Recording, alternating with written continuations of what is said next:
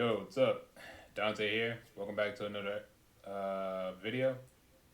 Today's video, I'm going to be talking about the conference realignment. If you don't know, if you're a college football fan and you don't know what's been going on the last few days, you've been living under a rock because a lot has happened. So, boy, earlier this week, Colorado is going back to the Big 12. And then yesterday, we have, what was it, Washington, Arizona State, Oregon, and some other teams. A lot of the Pac-12 is, boy, it's a lot, but I got some thoughts on it. And the main thing is I saw this map on I think Twitter, and it's showing what the Big Ten is going to look like when the realignment goes through in a couple years, and it's just really silly to look at. This map of new Big Ten shows how ridiculous conference realignment. This is from SB Nation. The new Big Ten map makes no sense. The newest wave of college conference realignment has hit in full force, and everything you thought you knew about college sports no longer applies. Oregon and Washington are now in the Big Ten. Arizona has been accepted to the Big 12, and Utah and Arizona State have poised to join them. All of this follows USC and UCLA going to the Big Ten a year ago, and Texas and Oklahoma jumped to the SEC.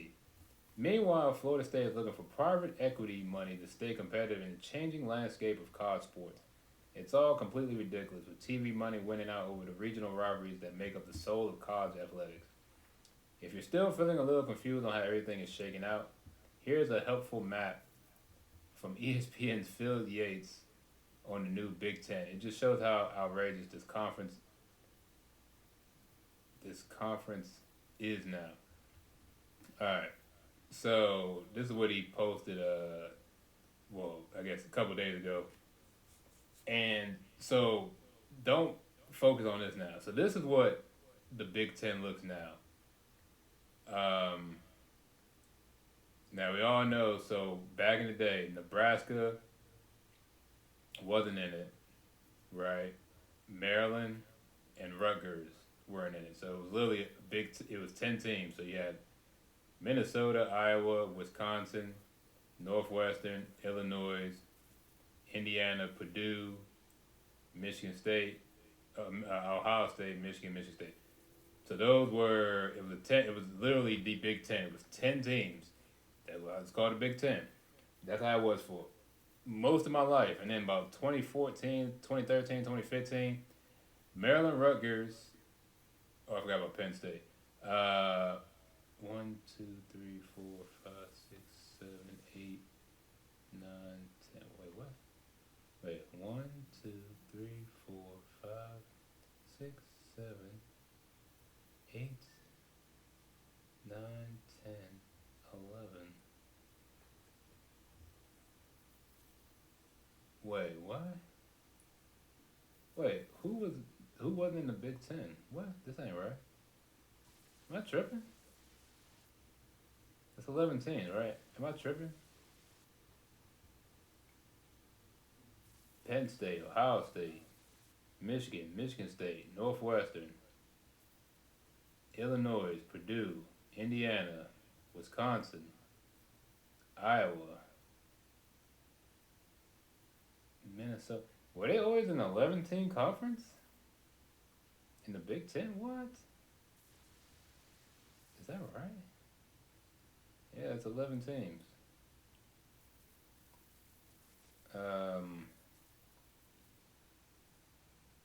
Yeah, okay. Okay. Sure, whatever. This is so stupid. I was literally about to click this out. I thought this was like a exit, like an X out the ad or something. This is the stupid logo. Anyway, I'm getting sidetracked. All right, so yeah, back in the day, for the longest time, those 11 teams made up the Big Ten. I still can't believe there were 11 teams. But yeah, it was so silly. And then like 2013, 2014, Nebraska left the Big 12, and Rutgers left the Big East when they dissolved. Maryland moved out the ACC, and for me at that point in time, I was like, that doesn't make any sense because Rutgers has always been bad. Maryland's mediocre. Nebraska was like pseudo good. They had a few years they were kind of there. That was like a couple years after Indomitian Sue, so they had a little bit momentum. But even at that point, I was like, this is kind of weird. I don't get the point. And then I got older. I was like, well, maybe this is really just about money. It's not about necessarily football and trying to be the best. Because Rutgers is always going to be at the bottom. Let's be real. Indiana and Illinois and Northwestern, Purdue, those are all better squads than Rutgers has been in. I can't even remember the last time Rutgers was any good. I don't even think they were really that good in the Big East. Maryland kind of makes sense from a basketball standpoint, so I kind of forgave them from leaving. Cause I was like, well, you're gonna leave, you're gonna get rid of the Maryland Duke rivalry. I don't even remember the last time they played Duke since they moved out. But I mean, it's worked out for them in basketball. They're always in the top 25. They're pretty decent standings in the Big Ten. They're in the tournament a lot, so I'm like, I can't be too mad at that. Nebraska, they have been at the point where they're just kind of falling off, and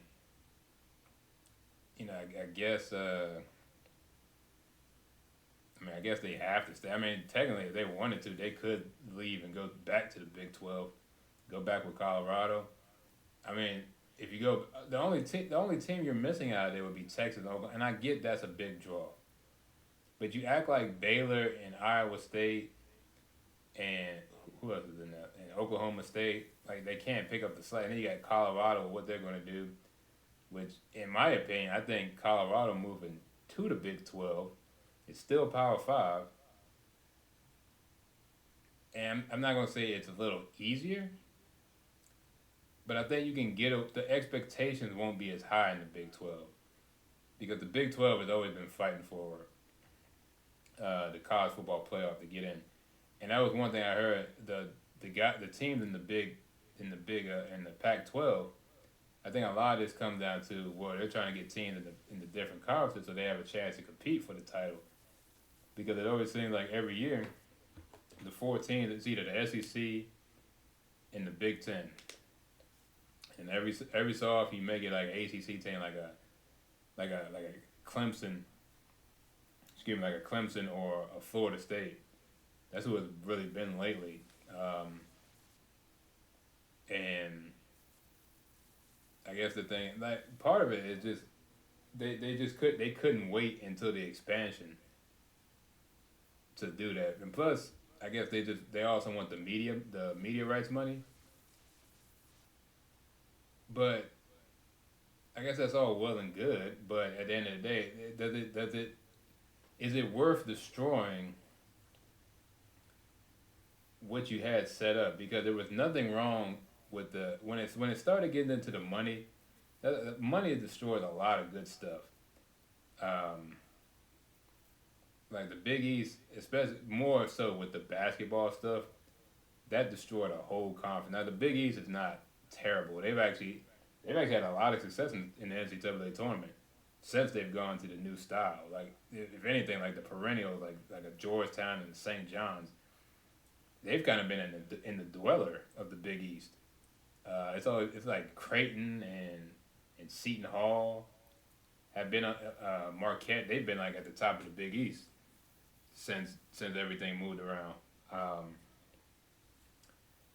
But yeah, I was looking at this map and it's just this is so stupid. This is so stupid. So this what they had before, like I said, take out the west. Don't pay attention to the West Coast stuff right now.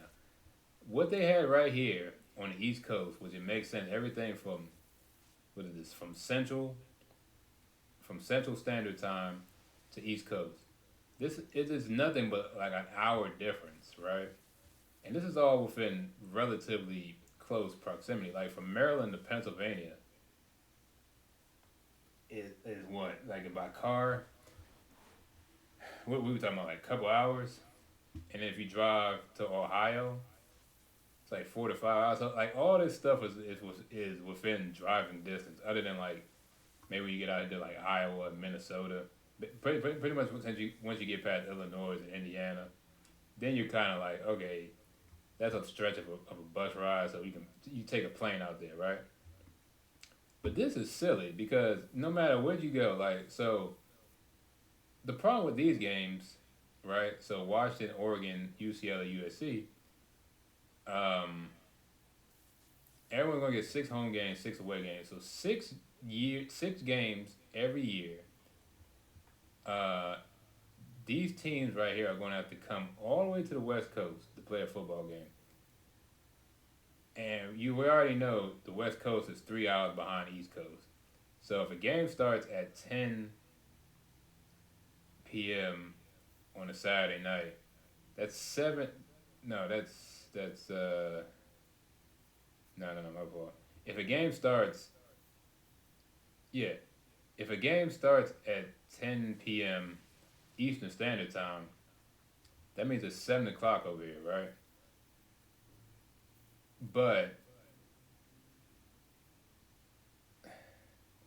I don't know, man, because then this starts becoming like we start getting into like professional football league type territory where you get like oh you got the Jacksonville Jaguars, they got to play the San Francisco 49ers on Sunday, and the guys in the pros have a hard time crossing these times. And this is a big time. This is a big gap in time though. It's not like it's not Maryland the Maryland to Ohio. It's still the same time zone. Even if you go Maryland, Nebraska, you're an hour. It's an hour behind you. You can deal with an hour behind you, but 3 whole hours, and that changes a lot, man. And it's like it's not only that, but it's also a weather thing. Like I said, six games every year. These West Coast teams had to come to the East Coast in November and December, and that I don't think these boys are ready for it. Maybe them boys up in Washington and Oregon might be used to it with the inclement weather, but these Southern California cats, can you imagine they got to come to Columbus, come to Ann Arbor at the end of November to play a football game in frigid weather and the snow, which is something they don't never do. If the only time they would play in snow is if they played a late season game in Oregon or Washington State or Oregon State, and that's if that happens. But that doesn't happen all the time. It may be a little chillier. But when's the last time you see USC or UCLA play in a snow game? It's been if it I'm sure it's happened, but it's been a long time. It's just really I don't know, man. This is weird, man. This is so stupid. It's too much moving for the sake of moving,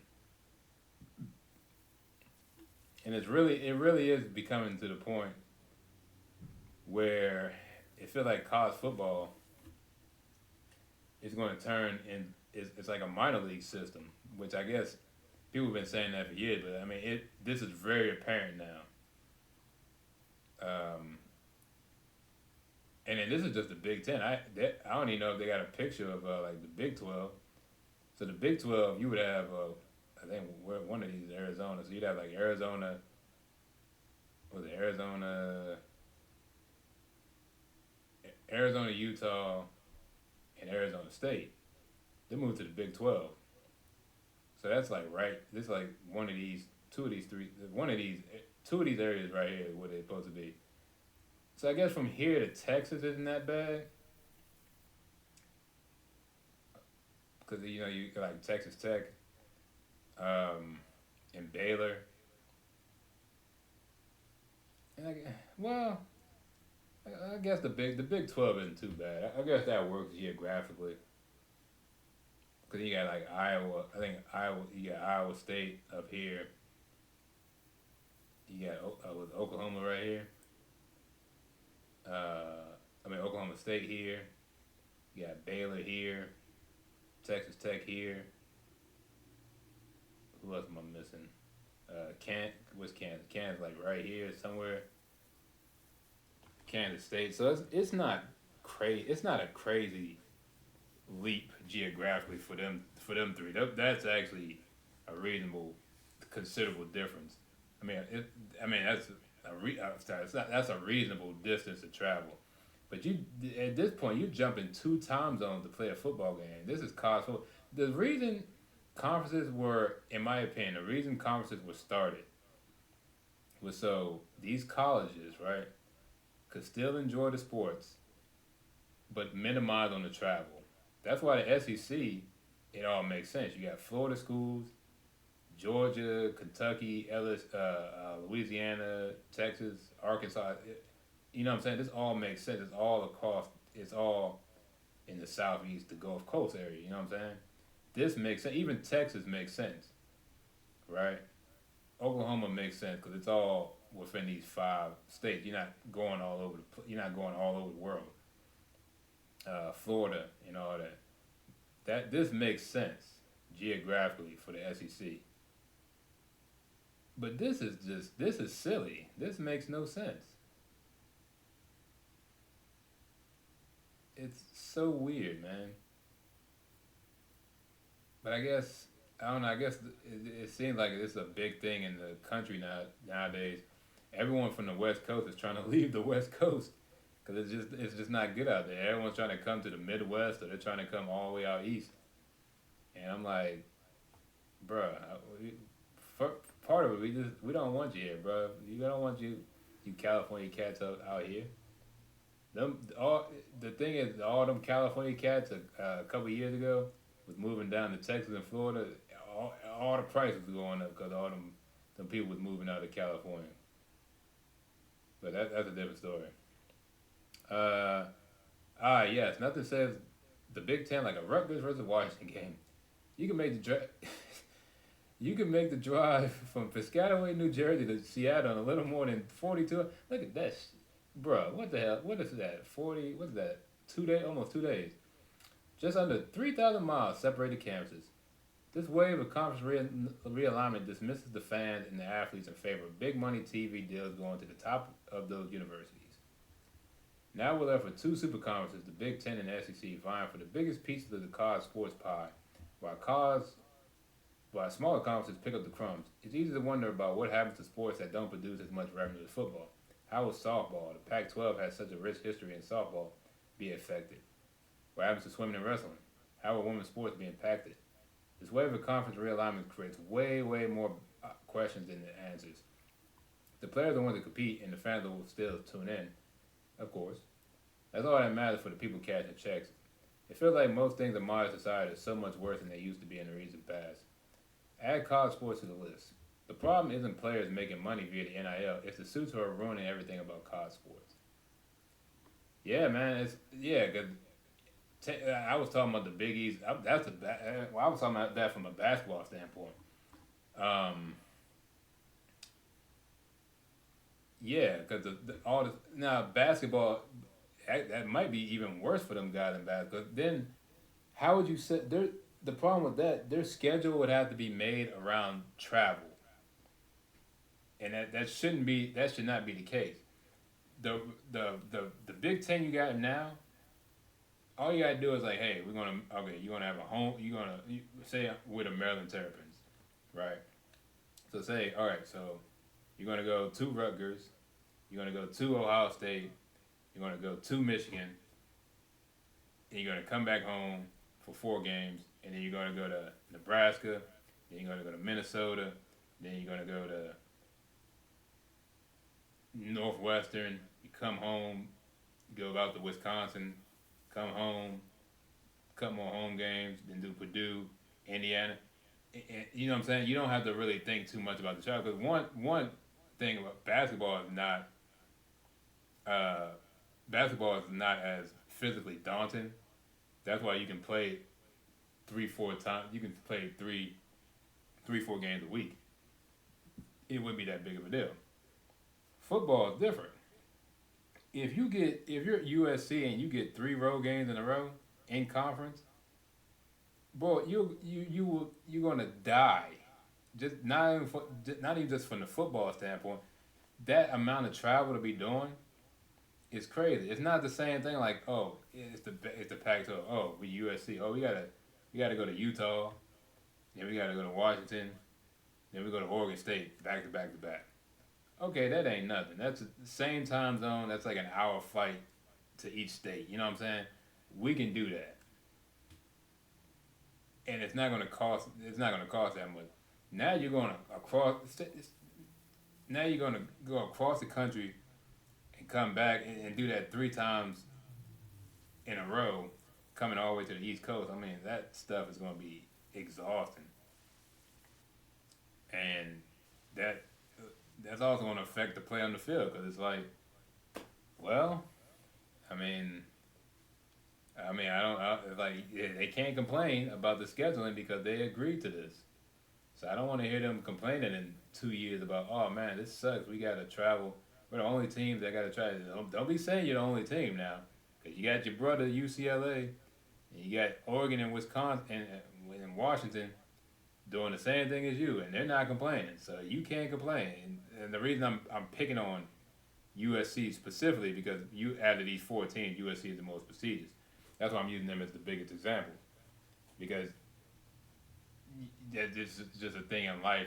People don't really listen to complaints until someone of stature complains about the same thing, and then they'll listen to them. When the smaller person's been complaining for months or years, and they don't never listen to them, but the person with the cachet complains one time, and they'll bend the knee for them and kiss their feet for them, and I don't like that. And I've never liked USC anyway because I'm a Notre Dame fan. I despise USC. When they got beat by Texas in that national championship game, it was probably one of my favorite college football moments of all time. Seeing Vince Young beat them dudes, and that the Bush push thing still gets on my nerve to this day. But that's that's neither here or there. You can't fix the past, but hey, they haven't won a title since they went. They haven't won anything since they went to that game. So, hey, I guess they got what they deserve. You know what I'm saying? They had their run. It's over. Maybe they might do it this year with Caleb Williams. He got one more year. Maybe he can take them to the promised land. But yeah, that's just my thoughts on this conference realignment stuff. It's so silly, bro. It's a big old cash grab. It's not. It benefits no one but the top brass. That's all this. That's all this. That's all this. This is all this benefits. It doesn't benefit the players in any of the sports, especially for, like I said, with the small sports where you play multiple games a week. This is gonna suck for them. Either, no matter what side you look at, East Coast, West Coast, the travel is gonna be daunting because at that age most of them kids have never traveled that much in their life. They're gonna be doing more traveling probably than some people do in their entire life in one season. So one season of sports is only like 3 to 4 months for most of your sports. In them 3 to 4 months, they're probably gonna be traveling more than most people do in their entire life. You got to think about that. That is insane. And I mean, they definitely a lot of them kids. I mean, even now with the way the sports is set up now, I can honestly say that a lot of them kids have traveled more than me, and I've been to a few different states, and they've definitely traveled more than me. So this stuff is just, I don't know, man. I mean, I can't really get mad about people making money as long as the money is going to the right places. When when greedy people start pocketing the money and doing what they want, that's where I get upset. If this money is going back to the programs, to the athletic administration, to the scholastic side of the college landscape, all right, cool. I got no issue with that. But we all know it's not going to all that. It's going to go. A portion of it is going to go to the athletics. Even a smaller percentage is going to go to the scholastics. And most of that money is going to get pocketed by the president and the AD and and the people that work at these networks, and the TV deals and all that. That's all this money's going to go to. And then they keep talking about these kids can't make money and they don't like the NIL. Well, you, even I mean it's not even if the kids make money off the NIL now, like they didn't do in the past, they act like these kids are going to out what's the word? They're gonna out these executives act like they're gonna get out revenued by these kids. Come on, dog. The- If if anyone that's like if any of these kids make more than these executives, that's probably like 0.0000001% of those college athletes that may out revenue you, out salary you. Excuse me, there you go. That's the better word.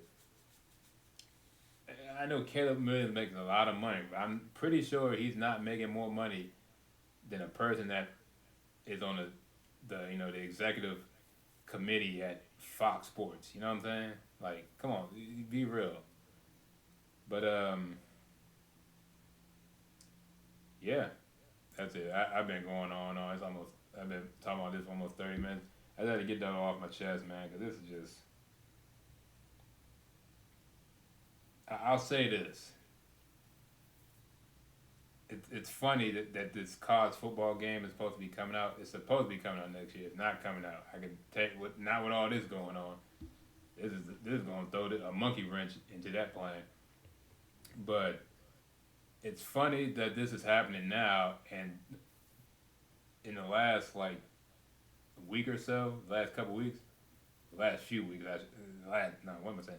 The last like 4 or 5 months, I've been watching a lot of NCAA football 14 content.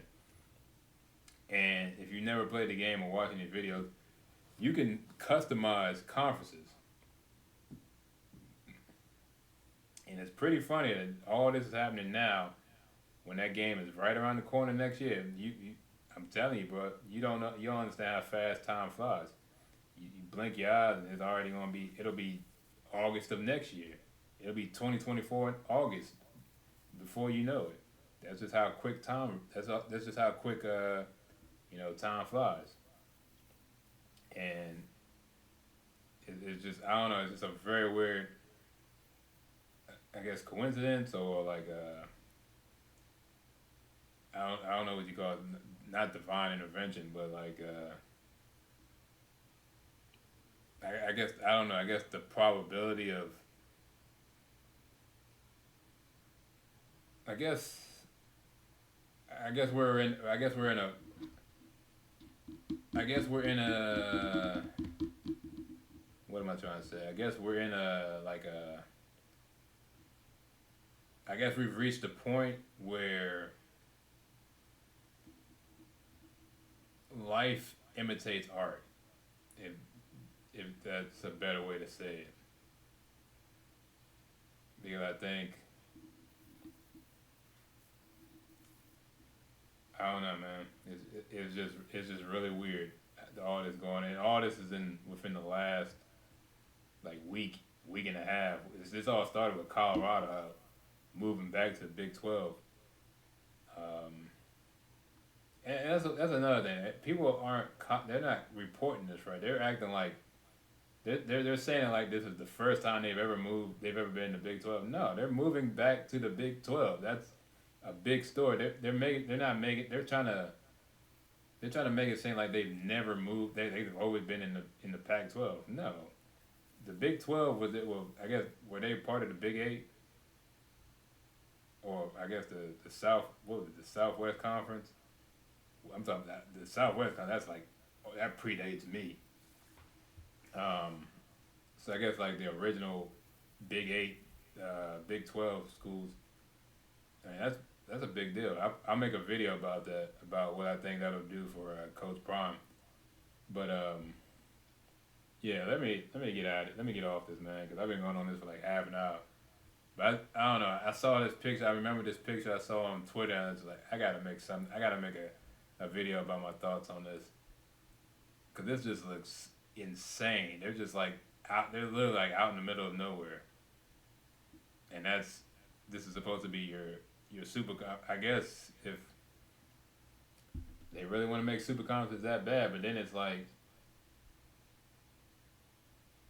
I don't know, man. This really destroys any chance really of these smaller schools even sniffing the playoffs. Because even with the expansion, the two super conferences, by technicality, you're going to have the two best. You're going to have multiple best teams in two conferences alone, which means they're going to get more bids just because they're in two tougher conferences technically, and that doesn't help the ACC or the Big 12, which means we're probably going to get more realignment. And this stuff is really, like I said, this stuff is life imitating art. This stuff is really going to turn into NCAA football, 14, where you can just throw people in conferences all willy nilly.